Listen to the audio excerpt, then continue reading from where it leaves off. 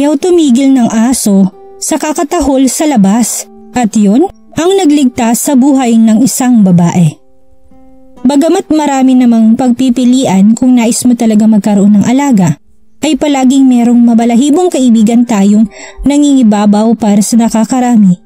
Ito ay ang mga aso na sadyang mga pambihirang nilalang at hindi lamang sila nagsisilbing alaga kundi parte na rin ng pamilya at kasabuat sa maraming bagay. Kadalasan sila pa nga ang ating nagmimistulang therapist at coach ng ating buhay. Kakaiba talaga ang mga aso. Sa puntong habang mas madami tayong natututunan sa kanila ay mas lalo natin silang minamahal. Malaking bagay rin ang walang kondisyong pagmamahal na kayang maibigay nila na anuman ang mangyari. Maging ano ka man, masama man ang araw mo o napuno ka ng pagkakamali ay walang magbabago sa pagmamahal nila para sa iyo. May instinct din ang mga aso na protektahan ang kanilang pamilya sa anumang malalang sitwasyon. Maging ang kapalit man nito ay ang kanilang buhay. Hindi naman lahat ng aso ay pare-parehas. Merong iba na mas protektado sa kanilang mga amo. Pero ang sigurado'y ang lahat ng aso ay gagawin ng lahat para tayo maprotektahan sa anumang masamang pwedeng mangyari. Kaya nga tinuring sila bilang man's best friends dahil maalaga sila at nakakatulong. Kaya nating mag-usap ng buong oras na may kinalaman sa pambihirang kakayanan ng mga aso. Pero sa isang partikular na bagay tayo sa sentro at magbibigay ng pansin. Pag-uusapan natin ngayon ang aso na si Peanut. Isang aso na dating nakaranas ng pang-aabuso sa dati niyang tagapag-alaga na kanyang naligtasan. Ang sakit at hirap na kanyang pinagdaanan noon ay para bang isang bangungot. Taong 2016 nang siya ay mailigtas at madala sa Delta Animal Shelter sa Escanaba, Michigan. Payat ang pangangatawan ni Peanut noon nang ito ay mailigtas. May bali ang 2 binti, tama sa ribs at carpet sa loob ng kanyang tiyan. Dahil ginugutom ito at hindi pinapakain. Sa pagkaalam ng lahat ay ang Petunia ang una nitong pangalan. Pero ngayon nagkaroon na siya ng ikalawang pagkakataon sa buhay ay nabigyan na siya ng panibagong pangalan. Si Peanut ay ganap na nagkaroon ng panibagong pamilya na labis siyang tinanggap at minahal sa Rapid River, Michigan. Lingid sa kaalaman ng aso na makakapagligtas din siya ng buhay sa hindi naasang pagkakataon at sandali. Pabalik sa buwan ng Marso taong 2017, si Peanut at ang kanyang pamilya ay nagkaroon lamang ng isang regular na umaga na biglang may mabago. Bandang 11:11 ng umaga ay nagsimula ng magtatahol si Peanut ng sunod-sunod at malakas.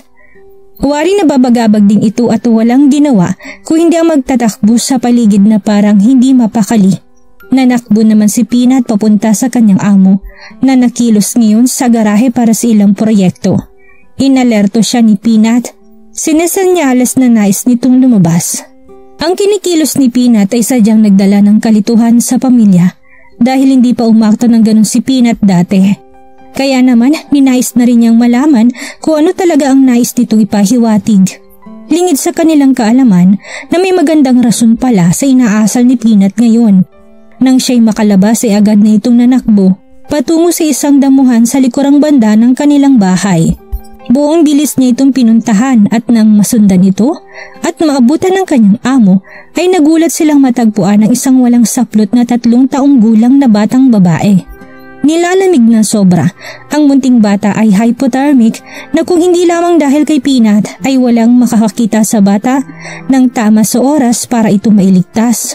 Agad hinubad ng among lalaki ang kanyang kasuotan.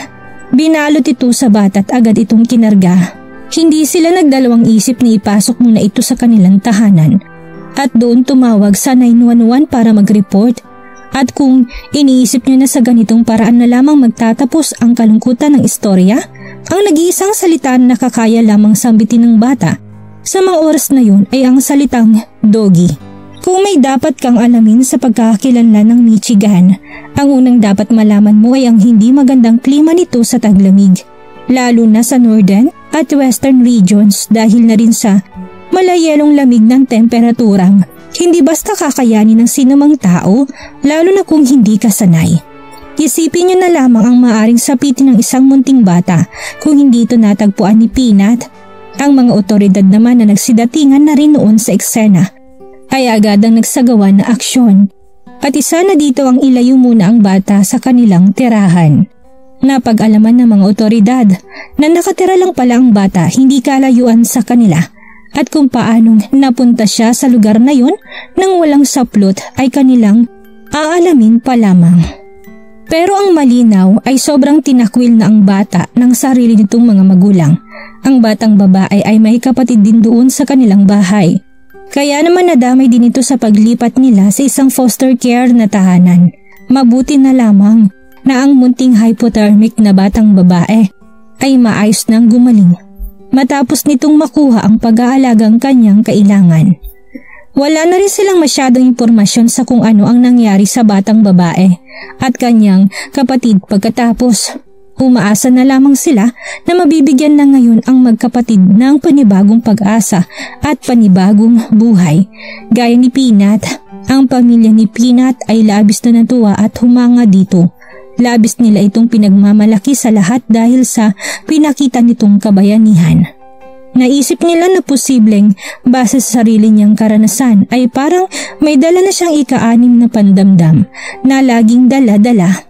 Dahilan para madama niya mula sa malayo ang pangangailangan sa puntong kinailangan nitong gawin ang lahat para makatulong. Anong masasabi niyo sa bagay na yon? Pag-uusapan na lang natin base sa inyong kwento. Ang istoryang ito ay hindi lamang nagbibigay halimbawa sa liwanag at kung gaano kaprotektado at kabuti ang mga aso sa kanilang amo. Sa halip ay nagbibigay kaliwanagan din ito sa importansya ng pagliligtas sa isang hayop sa hindi magagandang pagtrato sa kanila ng ilang masasamang tao. Kung sila'y mabubuhay lamang sa pagmamahal ay walang sinuman ang makakapagsabi kung ano pa ang makakaya nilang gawin para sa mundo. Ang presensya pa lang nila ay biyaya na para sa ibang tao. Nagbibigay ng pakikisama, pagsuporta at pangangalaga sa napakaraming tao. Ang pamilya ni Peanut ay naging masaya na natagpuan nila si Peanut sa shelter. Dahil ang nagawa nilang pag-ampun dito ay siyang nagbago rin ng kanilang buhay sa mas magandang paraan. Ang lahat ay dahil na rin sa pambihirang trabaho ng mga rescuers na tumutulong sa mga hayop na mapabuti sa kabila ng masasama nilang pinagdaanan. Ang sinumang tao na bukas ang puso na tanggapin ang mga kaawa-awang hayop na ito sa kanilang tahanan. Kung ano man ang edad nito o kondisyon ang siyang nagiging inspirasyon ng isang aso na gumawa ng pambihirang mga bagay na hindi mo aakalain. Kung hindi dahil kay Peanut, hindi lamang mawawala sa mundo ang batang babae. Kung hindi magkakaroon pa ito ng panibagong tsansa sa buhay. Mapapadama din ni Peanut ang hindi matatawarang pagmamahal na kayang mailaan ng isang rescue dog nang walang hinihintay na anumang kapalit. Kaya kung nais mo ring maranasan ang pagmamahal na yun, ay ba't hindi mo subukang maghanap ng maalagaan sa isang shelter na magiging daan din sa pagsalba mo sa kanilang buhay. Milyong-milyong asong nakakaranas ng kawalang tirahan at pagkaabandona. Ang pagpili sa adopsyon ng isang hayop ay indikasyon din na habang buhay mo na silang paglalaanan ng pagmamahal at pag-aalaga. Dagdag pa na kapag sa shelter ka nag-ampon ng isang aso o anumang hayop, ay magbibigay bakante ito para mas makatulong pa sila sa mas marami pang hayop na nangangailangan. Sa madaling salita ay parang naging daan ka na rin para makapagligtas pa ang shelter ng mas marami pang buhay. Isa rin kasing issue sa animal shelter ang overpopulation at talaga namang nakakadurog ito ng puso.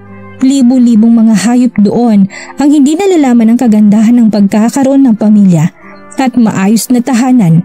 Malamang na ang pinakaimportanteng makukuha mo sa pag-aampon ng aso ay ang hindi matutumbasan nitong katapatan at pagmamahal habang buhay. Malakas din makiramdam ang isang aso sa kung ano ang sa loob at damdamin ng kanilang tagapag-alaga. Yung tipong sasamahan ka sa bawat mong tagumpay at palaging nandyan kapag kailangan mo ng makakasama. Isang bagay na kahit ang mga tao sa paligid natin ay nag-aalinlangan pang gawin. Ang istoryang ito ay nagbibigay ng aral na dapat nating ipasa at ibahagi din sa iba. Nang sa gayon, magkaroon sila ng kaunawaan sa pagtulong. Sa kabila ng mundong napupuno ng kasamaan at hindi makatarungan, ang mga aso ay nagpapaalala sa atin ng kagandahan ng kabutihan, sa kapakapangyarihan ng pag-ibig, at ang pagkaimportante na palagi kang naandyan sa bawat pagkakataon at sandali. Anong masasabi niyo sa kwentong ito? Pakisabi lamang ang inyong opinyon sa komento at atin niyang pag-uusapan. Maraming salamat po.